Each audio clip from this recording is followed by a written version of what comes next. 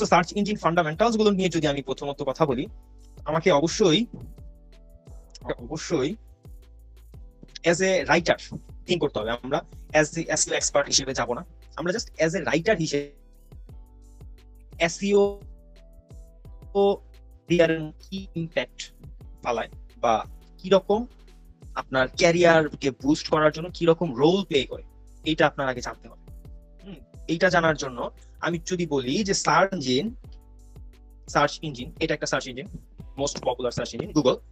Search engine যদি আপনি আয়ত্ত করতে পারেন অ্যাজ এ রাইটার, তাহলে আপনি মার্কেট প্লেসের পিছনে ঘোরার মতো সময় আপনার থাকবে না, ক্লায়েন্ট হান্ট করার সময় আপনার থাকবে না, আপনি ক্লায়েন্টের কাজ করে সময় পাবেন না যে এই মার্কেট প্লেস বা এত কিছু নিয়ে ভাবার। আপনি যদি এটা ইউজ করতে পারেন, ভাই এই যে এটা এমন একটা প্ল্যাটফর্ম, আপনি অর্গানিক্যালি আপনার টার্গেটেড অডিয়েন্সের কাছে রিচ করতে পারতেছেন। আর অ্যাজ এ রাইটার আপনার জন্য এটা এতটাই ইজি, যেটা অন্য সেক্টরে বা অন্যান্য প্ল্যাটফর্মে কাজ করার মানুষদের চেয়ে অনেক অনেক গুণ সহজ।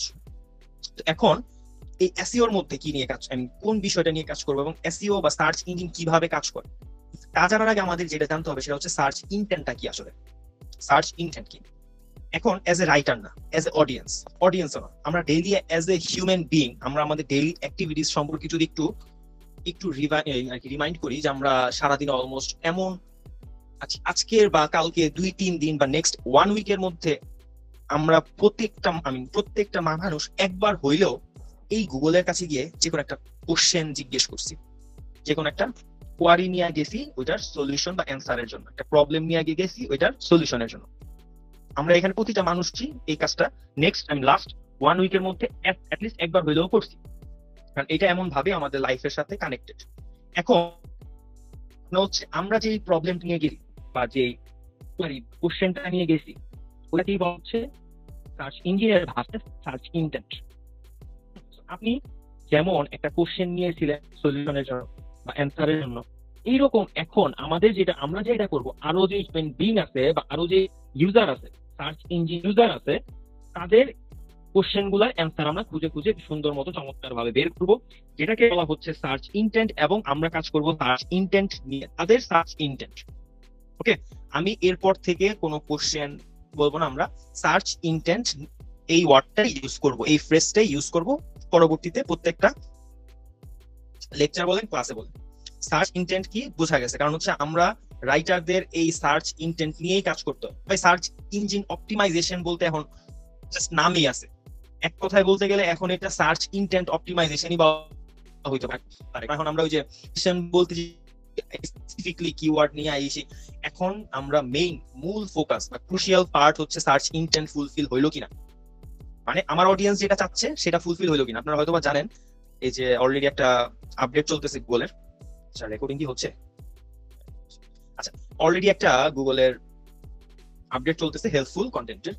সো গুগলও এখন তার কাস্টমার কারা, তার কাস্টমার হচ্ছে এই যে আমাদের মতো normal human beings, not writers or search engine experts, কারা নর্মাল হিউম্যান বিং অথবা সার্চ ইঞ্জিন ইউজ। ওকে, তার অডিয়েন্স কনজিউমার হচ্ছে তারা, তাদের জন্য তাদেরকে বেস্ট একটা পারফরমেন্স বা বেস্ট রেজাল্ট প্রোভাইড করার জন্য গুগল অলওয়েজ সার্চ ইন্টেন্টের দিকে ফোকাস করতেছে। ডে বাই ডে এটা আরো স্ট্রংলি বা আরো ক্রুশিয়াল ভাবে ওরা কাজ করতেছে। আমাদেরও এখন সার্চ ইঞ্জিন অপটিমাইজ বলতে সার্চ ইন্টেন্ট অপটিমাইজ কি বুঝতে হবে, বুঝাতে হবে এবং এটা নিয়েই কাজ করতে হবে। ঠিক আছে, তো সার্চ ইন্টেন্ট কি আমরা বুঝতে পারছি। সার্চ ইঞ্জিন কি শুরুতেই বলছি যে এটা একটা সার্চ ইঞ্জিন, তো এটা কি একটা সার্চ ইঞ্জিন একমাত্রই কি সার্চ ইঞ্জিন না, এটা একমাত্রই সার্চ ইঞ্জিন না। চলেন আমরা একটা সার্চ ইন্টেন্ট নিয়ে কাজ করি। ধরেন আমাদের এখন রাইট নাও একটা কোশ্চেন বা কোয়ারি যাচ্ছে, সেটা হচ্ছে যে টপ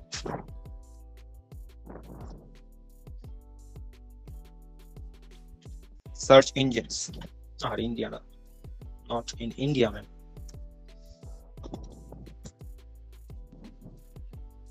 ওকে, এই যে দেখেন আমরা এখন রাইট নাও একটা বিষয় বা একটা আমাদের কোশ্চেন জানার আগ্রহ বা জানার জন্য আমরা এইটাকে নিয়ে সার্চ করছি।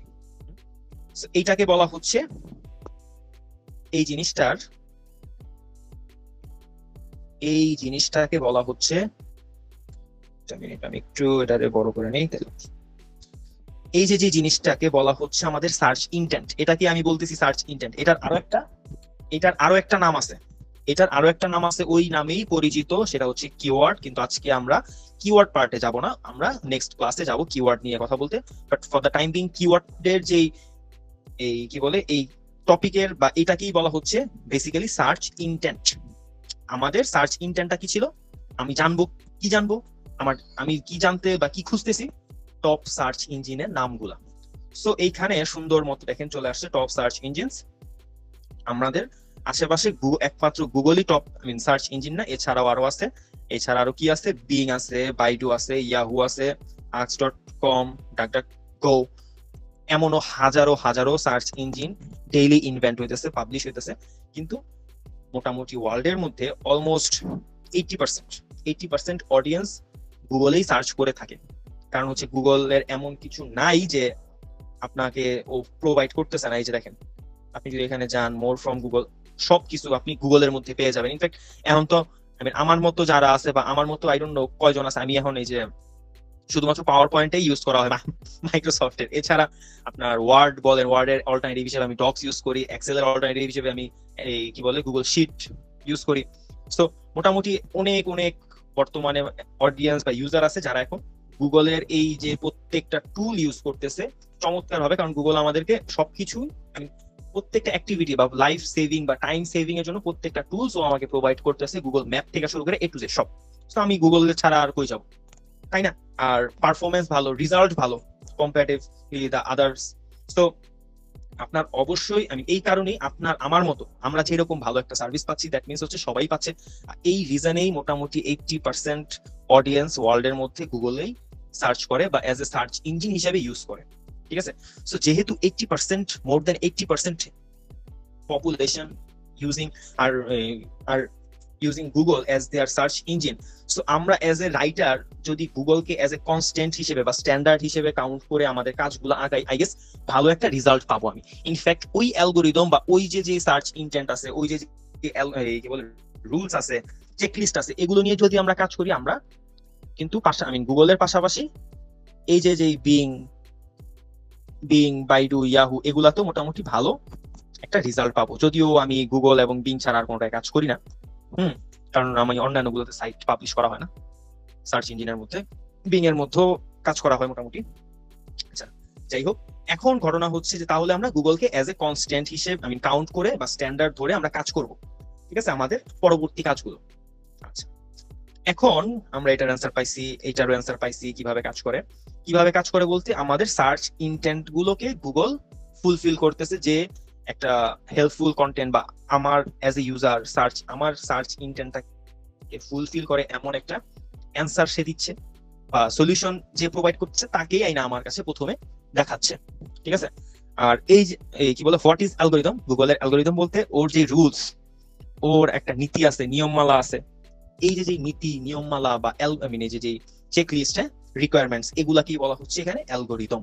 আর এই অ্যালগোরিদম অনুযায়ী কিন্তু আপনি যদি কাজ করে থাকেন তাহলে আপনাকে সার্চ ইঞ্জিন তার সার্পের প্রথম পেজে শো করবে। সার্প বলতে কি? সার্প বলতে search engine result page, SERP। আমরা এরপর থেকে এই যে শর্ট ওয়ার্ড গুলো ইউজ করব, বুঝে নেবেন তখন।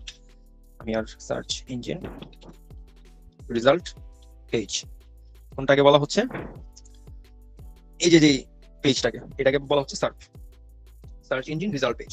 ওকে, আচ্ছা, তারপরে হচ্ছে আমরা এগুলো কেটে দিই।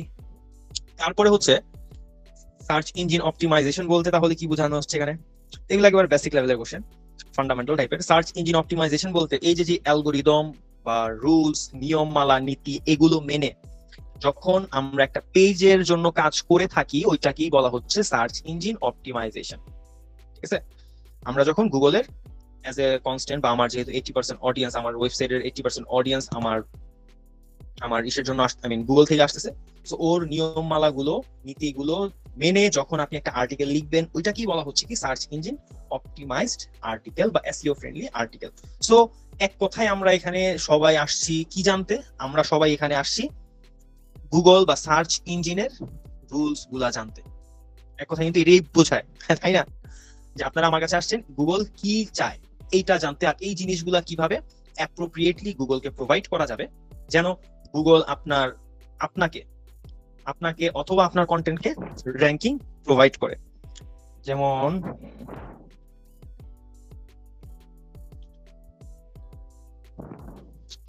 আচ্ছা, আমি এর মধ্যে বলে রাখি, আমার কিন্তু আরো মেলাগুলা কন্টেন্ট র্যাঙ্ক করতেছে, কিন্তু আমার পোর্টফোলিওতে এই একটা কন্টেন্টই, আমি পোর্টফোলিওতে ওই ওয়েবসাইট গুলো দেখানো যাবে না, পাবলিক করা যাবে না, কারণ স্প্যামিং করার পসিবিলিটি থাকে। এই যে দেখেন, এই পেজটা কিভাবে র্যাঙ্ক করতেছে সেকেন্ড, আই মিন সার্পের সেকেন্ড নাম্বারে, দ্বিতীয় নাম্বারে, কারণ কি এটা গুগলের অ্যালগোরিদম মেনে করা হয়েছিল, ঠিক আছে। ইনফ্যাক্ট কেউ যদি বলেন যে ভাই আপনি ঘুরে ফিরে একটাই কেন দেখান, ভাই আমার পোর্টফোলিওতে একটা কন্টেন্ট মোটামুটি ভাবে র্যাঙ্ক করতেছে, নতুন করে এখনো কোনো কন্টেন্ট দেওয়া হয় না কারণ টাইমের অভাব। কিন্তু আমি কিছুদিন আগে গ্রুপে একটা শেয়ার করছিলাম, নতুন সাইট, হয়তো বা দেখছেন 2-3টা আর্টিকেলই ভালো ক্লিক আসতেছে, র্যাঙ্কিং আইসি বিধাই কিন্তু আসতেছে। আচ্ছা, যাই হোক, বা আপনি চাইলে আপনার নিজেকেও র্যাঙ্ক করতে পারেন বিভিন্ন কিওয়ার্ড ধরে। আচ্ছা, কিওয়ার্ড কি আমরা জানবো আস্তে আস্তে। ইন্ডাস্ট্রি, তারপর আসতেছে নিশ, অথবা নিশি লিখে টপিক আমরা লিখবো না। তারপর আসতেছে কি মাইক্রো, মানে অবশ্যই এই 80 থেকে 100টা লো কম্পিটিটিভ বা আমাকে পাবলিশ করার মতো আর্টিকেল লেখার মতো 80 থেকে 100টা কিওয়ার্ড হাতে নিতে হবে।